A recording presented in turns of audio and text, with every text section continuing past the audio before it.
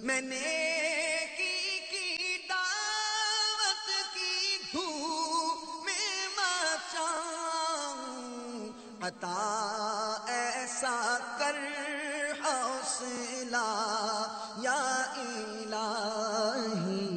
وقوف عرفہ میں غلطی، 9 ذوالحجہ کو زوال سے لے کر غروب آفتاب تک وہاں پر وقوف کرنا ہے۔ بہرحال جو اصل وقوف ہے ایک لمحے کا، وہ تو زوال سے لے کر فجر تک، اگر پورے وقت میں ایک لمحے کے لیے وہاں پر ٹھہر گئے تو وہ فرض ادا ہو جائے گا، وہ رکن اعظم ادا ہو جائے گا۔ لیکن زوال سے لے کر غروب آفتاب تک ٹھہرنا، اس کی کیا حیثیت ہے؟ تو جو شخص غروب آفتاب سے پہلے عرفات سے چلا گیا تو اس پر دم لازم، اگر پھر غروب آفتاب سے پہلے واپس آ گیا تو دم ساکت ہو جائے گا، اور غروب آفتاب کے بعد آیا، غروب آفتاب سے پہلے چلا گیا، غروب آفتاب کے بعد آیا تو پھر دم ساکت نہیں ہوگا، دم دینا پڑے۔ عرفات سے چلے جانا خواہ اختیار سے ہو یا بغیر اختیار کے، مثلا اونٹ پر سوار تھا یا کسی اور سواری پر، وہ سے بھاگا، دونوں صورتوں میں دم ہے۔ تو غروب آفتاب سے پہلے نہیں جانا، زوال کے بعد سے لے کر غروب آفتاب تک وہیں رہنا، غروب آفتاب کا یقین ہو جائے تو پھر مزدلفہ کی طرف روانہ ہونا۔ اس سے پہلے اگر گیا تو کیا لازم آئے گا؟ دم لازم آ جائے گا۔ لیکن اگر پھر غروب آفتاب سے پہلے دوبارہ داخل ہو گیا، دوبارہ عرفات میں چلا گیا تو دم ساکت ہو جائے، لیکن غروب آفتاب سے پہلے دوبارہ نہیں گیا تو دم ساکت نہیں ہوگا، دم دینا پڑے گا۔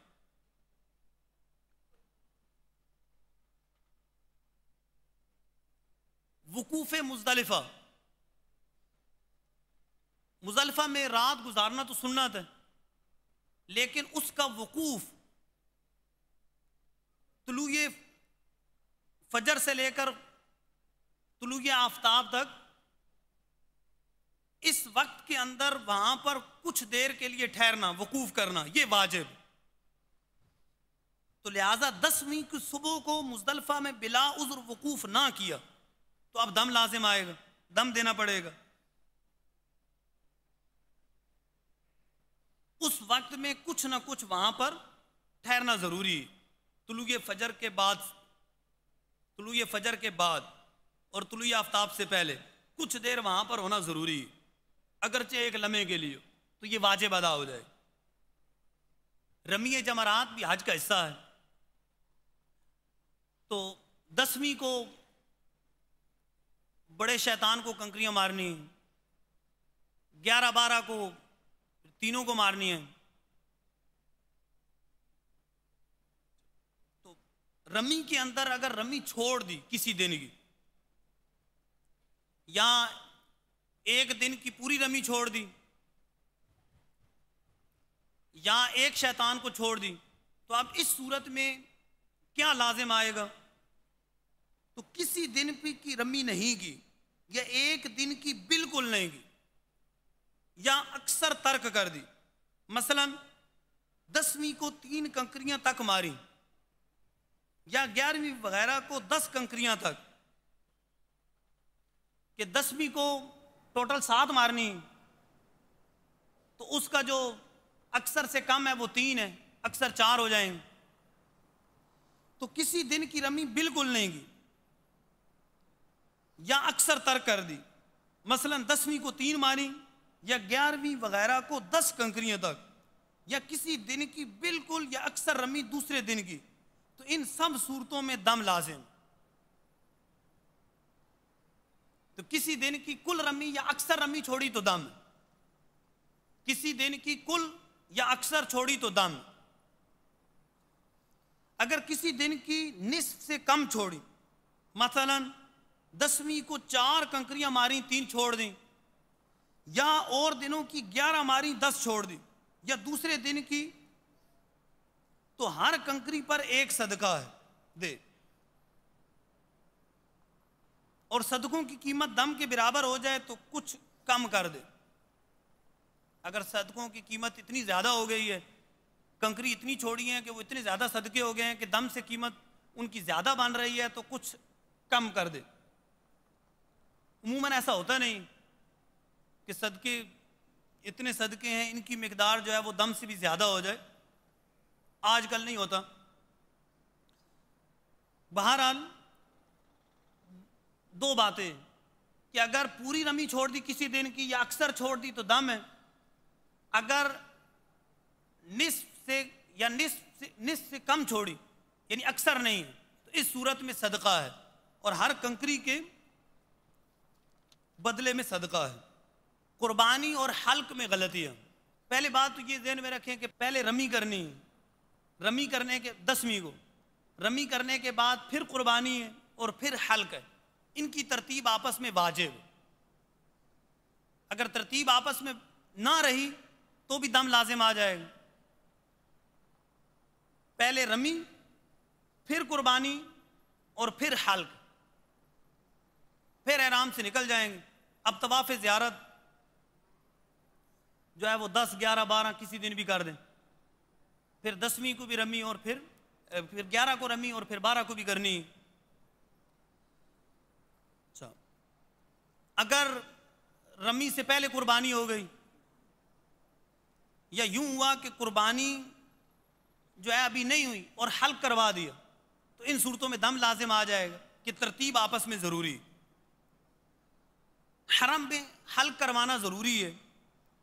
حرم میں اگر حلق نہ کیا، حدود حرم سے باہر کیا یا 12ویں کے بعد کیا یا رمی سے پہلے کیا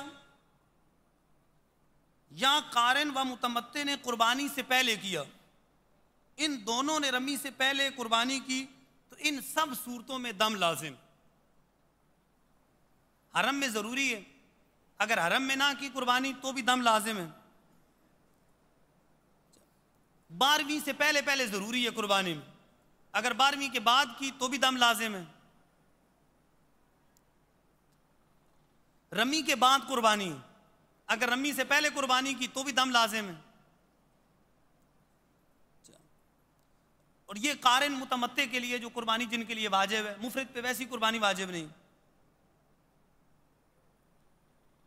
تو قارن متمتع نے قربانی سے پہلے کیا تو اس پر بھی دم ہے، یا ان دونوں نے رمی سے پہلے قربانی کر لی تو بھی دم لازم آ جائے گا۔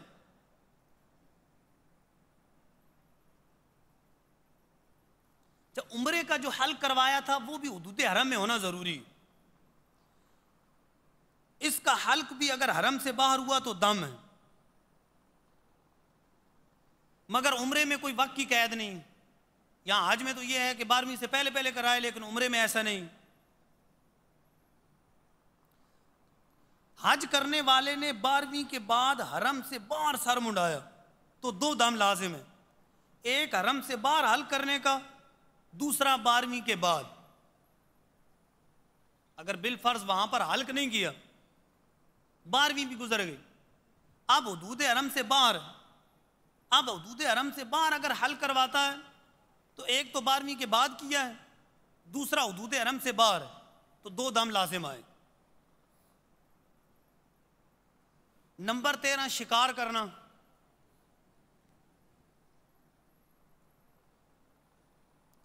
اس میں کفارے کی کیا صورتیں بنیں گی اور کفارہ کیا لازم آئے گا؟ خشکی کا وحشی جانور، پانی کا نہیں، خشکی کا، اس کا شکار کرنا یا شکار کرنے کو اشارہ کرنا یا اشارے کے علاوہ کسی اور طرح سے بتانا، یہ سب کام حرام اور سب میں کفارہ لازم، اگرچہ اس کے کھانے میں مضطر ہو، یعنی مجبور ہو، بھوک سے مر رہا ہو۔ اور کفارہ کون سا لازم آئے گا؟ شکار کرنے میں، اشارہ کرنے میں یا بتانے میں۔ تو جو وہ جانور کی قیمت ہے وہ قیمت لازم آئے گی۔ قیمت کا پتہ کیسے چلے گا؟ تو کسی بھی عادل شخص سے پوچھیں گے، وہ جو قیمت لگائے گا تو اس کے 2 عادل حساب لگائیں گے جو وہ حساب لگائیں گے اس کے مطابق قیمت صدقہ کرنی ہو. حرم کے جانور کو ایذا پہنچانا، عموماً وہاں پر کبوتر نظر آتے ہیں، مختلف جگہوں پر بیٹھے ہوتے ہیں. اب لوگ معاذ اللہ ان کو ایسے ڈراتے ہیں، اڑاتے ہیں.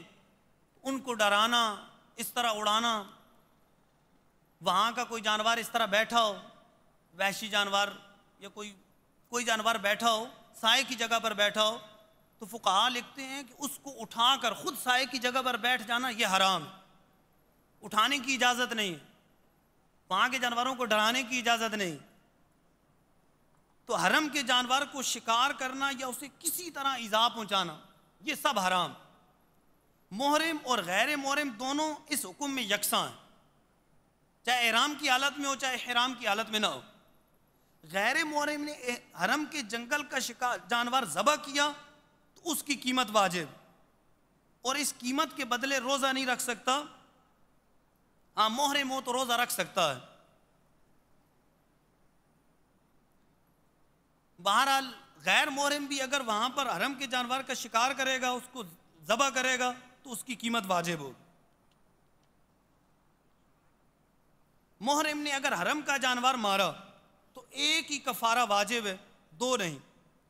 اور اگر وہ جانور کسی کا مملوک تھا تو مالک کو اس کی قیمت بھی دے. پھر اگر سکھایا ہوا تھا مثلا طوطی تو مالک کو وہ قیمت دے جو سیکھے ہوئے کی ہے، اور کفارہ میں بے سکھائے ہوئے کی قیمت. حرم کے درخت وغیرہ کاٹنا اس کی بھی اجازت نہیں ہے. اب حرم کے درخت 4 قسم کے، وہاں پر جو موجود پودے ہیں وہ 4 قسم پر. اگر کسی نے اسے بویا ہے اور وہ ایسا درخت ہے جسے لوگ بویا کرتے ہیں، کسی نے بویا بھی ہے اور درخت بھی ایسا ہے کہ اسے بویا جاتا ہے، لوگ بوتے ہیں. نمبر 2 بویا ہے مگر اس قسم کا نہیں جسے لوگ بویا کرتے ہیں. نمبر 3 کسی نے بویا نہیں ہے مگر اس قسم سے ہے جسے لوگ بویا کرتے ہیں. اور نمبر 4 بویا بھی نہیں ہے اور اس قسم کا بھی نہیں ہے جسے لوگ بوتے ہیں، خود بخود اگتا ہے، کسی نے بویا بھی نہیں ہے. تو اس چوتھی صورت میں کاٹنے پر گناہ ہے، جبکہ پہلی جو 3 صورتیں ہیں اس کے کاٹنے پر کچھ نہیں. یعنی ایک ہی صورت، وہ درخت ایسا ہے کہ بویا نہیں ہے اور نہ اس قسم سے ہے جس کو بویا جاتا ہے، تو اس صورت کے اندر اس کو کاٹنا منع ہے. جبکہ پہلے کی جو 3 صورتیں ہیں کاٹنے میں کچھ حرج نہیں ہے، اس پر جرمانہ بھی نہیں ہے. ہاں اگر کسی کی ملک میں ہو تو تاوان دینا ہوگا، اور چوتھی قسم میں جرمانہ بھی دینا پڑے گا. کسی کی ملک ہے تو تاوان بھی دینا پڑے گا. جرمانہ اسی وقت ہے کہ تر ہو اور ٹوٹا یا اکھڑا ہوا نہ ہو. جرمانہ یہ ہے کہ اس کی قیمت کا غلہ لے کر مساکین پر صدقہ کر دے، ہر مسکین کو 1 صدقہ دے. اور اگر قیمت کا غلہ پورے صدقے سے کم ہے تو 1 ہی مسکین کو دے. اور اس کے لیے حرم کے مساکین ہونا ضروری نہیں. یہ بھی ہو سکتا ہے کہ قیمت ہی تصدق کر دے، اور یہ بھی ہو سکتا ہے کہ اس قیمت کا جانور خرید کر حرم میں ذبح کر دے. تو وہاں کا درخت جو عام طور پہ بویا نہیں جاتا اور کسی نے بویا بھی نہیں ہے، اس کو کاٹنا ناجائز ہے، گناہ ہے، اور کاٹنے پر کفارہ لازم ہے. کفارہ کتنا ہے؟ اس کی قیمت صدقہ کر دے یا اتنا کا غلہ خرید کر صدقہ کر دے. میں نے کی دعوت کی دھوم میں مچاؤں، عطا ایسا کر حوصلہ یا الہی.